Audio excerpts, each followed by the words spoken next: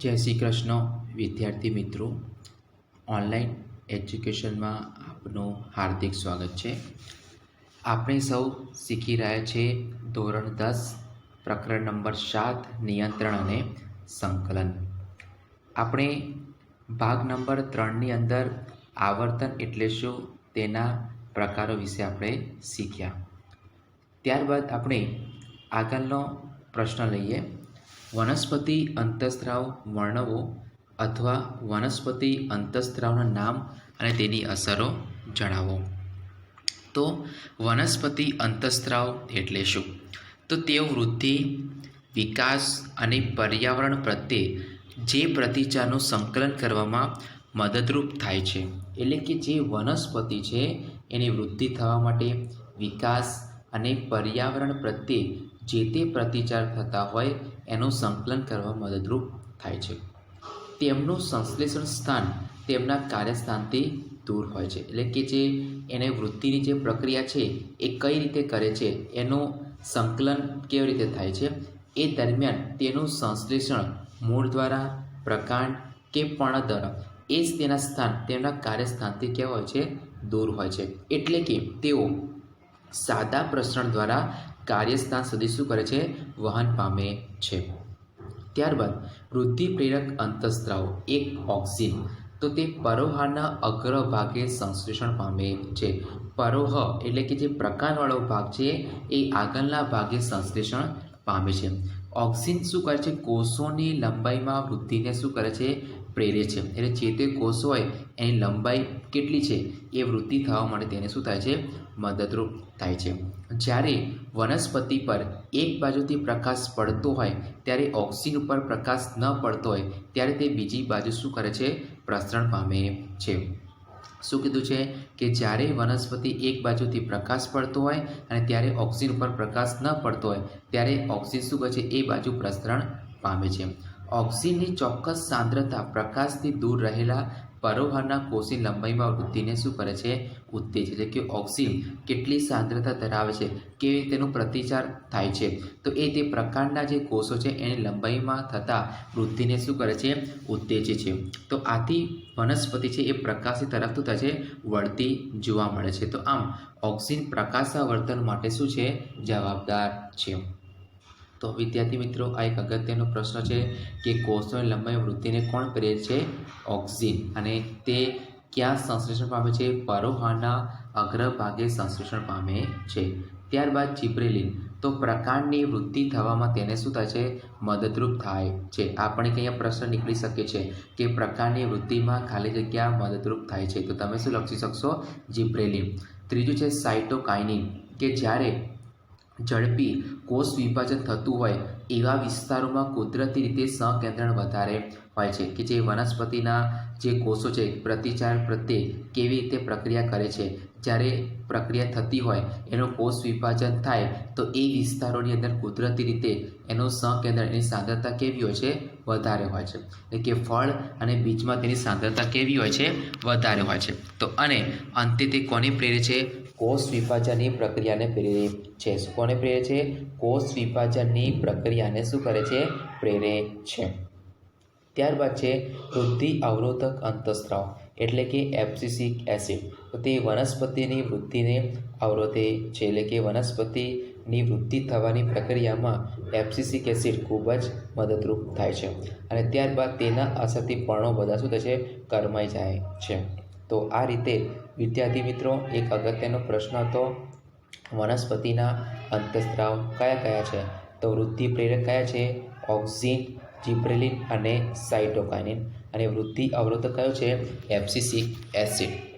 ત્યારબાદ આપણે શીખીશું પ્રાણીઓમાં અંતઃસ્ત્રાવો. તો પ્રશ્ન નંબર 22. લડવાની કે દોડવાની ક્રિયાની સ્થિતિમાં કયો અંતઃસ્ત્રાવનો સ્ત્રાવે છે? શરીરમાં તેની અસરો લખો.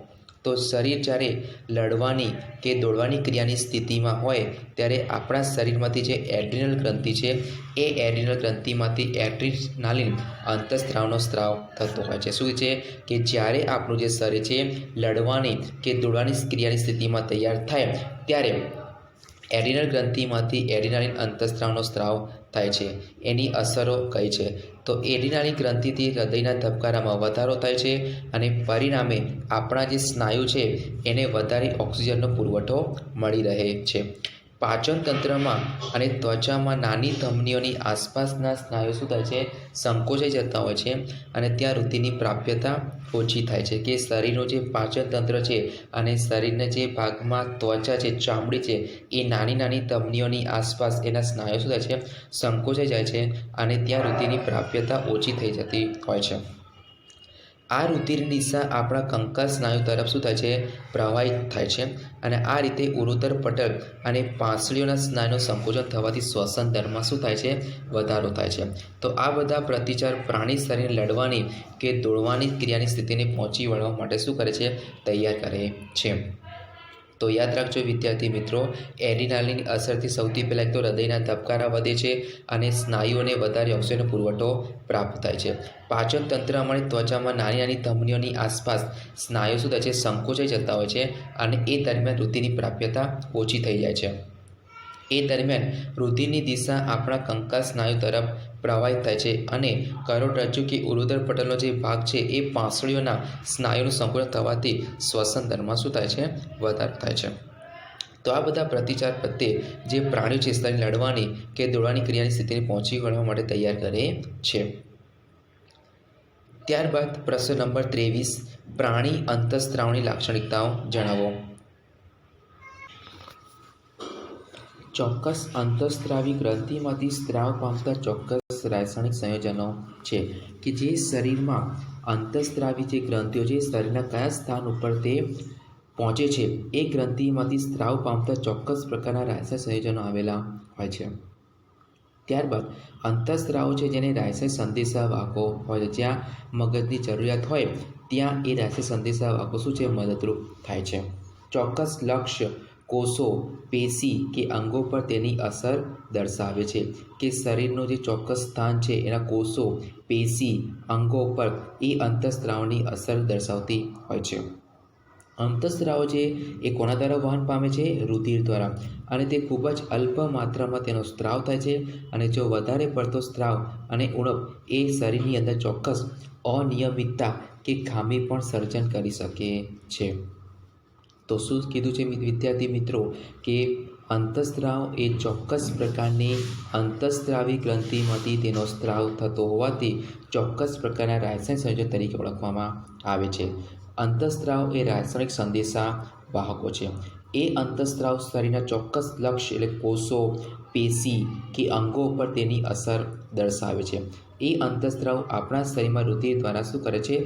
વહન પામે છે અને અલ્પ માત્રામાં તેનો સ્ત્રાવ થાય છે અને વધારે પડતો સ્ત્રાવ જો આપણા શરીરની અંદર થતો હોય તો ચોક્કસ પ્રકારની અનિયમિતતા કે ખામીનું સર્જન કરી શકે છે.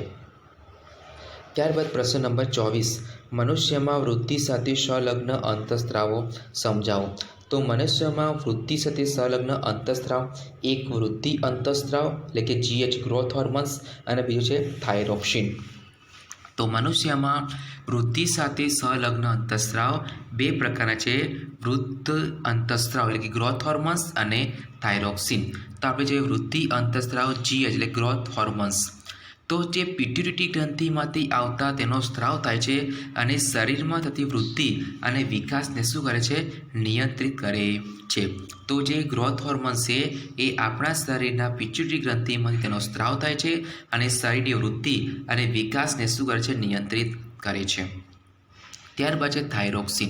તો થાઇરોક્સિન એ કઈ ગ્રંથિમાંથી સ્ત્રાવ થાય છે? થાઇરોઇડ ગ્રંથિમાંથી. કઈ ગ્રંથિમાંથી?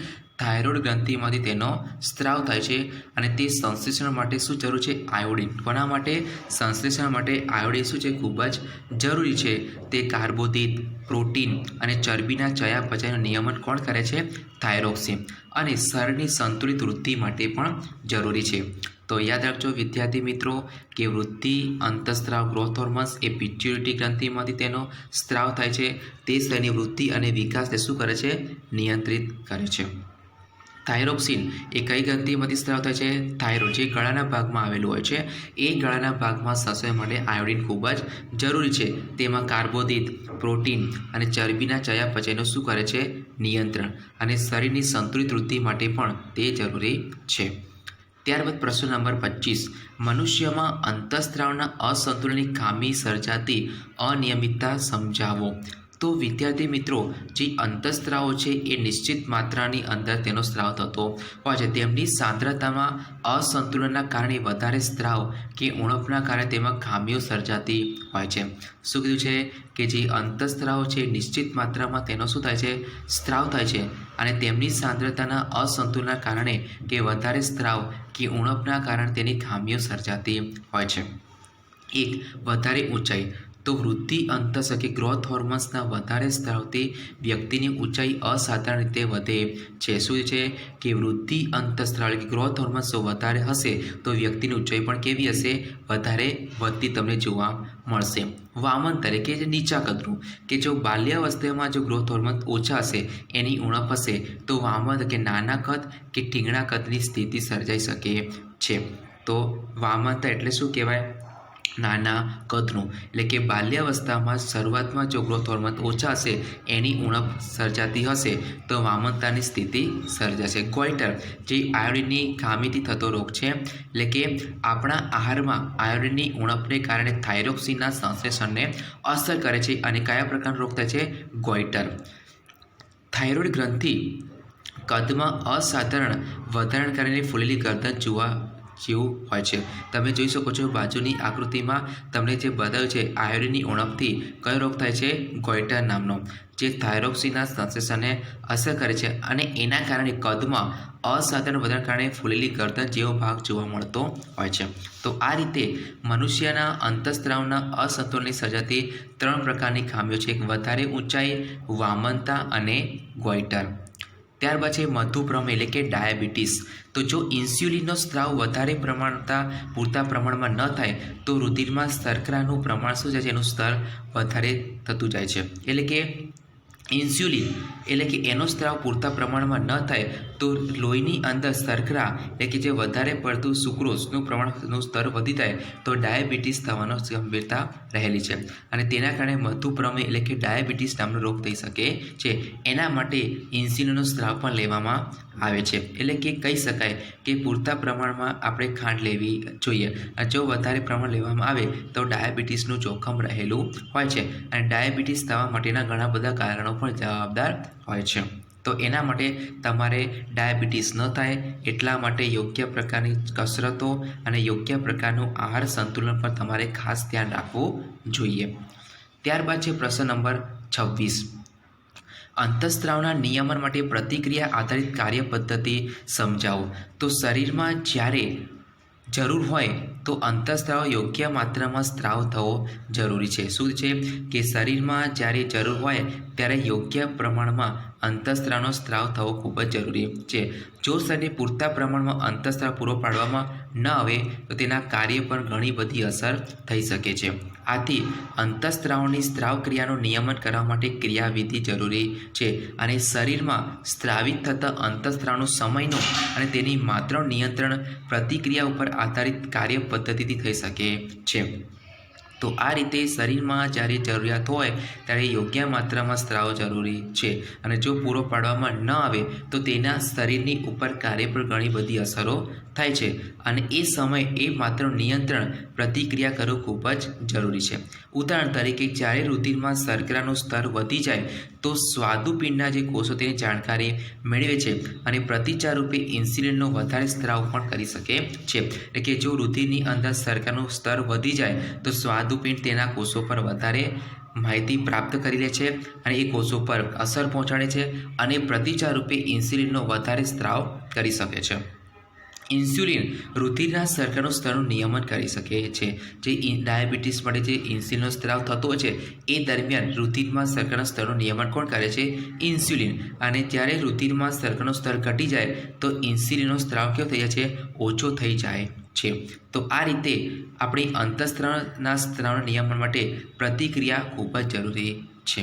તો આ રીતે વિદ્યાર્થી મિત્રો આપણે નિયંત્રણ અને સંકલનની અંદર ખૂબ જ અગત્યના ટૉપિકો વિશે આપણે ચર્ચા કરી. મનુષ્યનું મગજ, તેના ભાગો વિશે ચર્ચા કરી.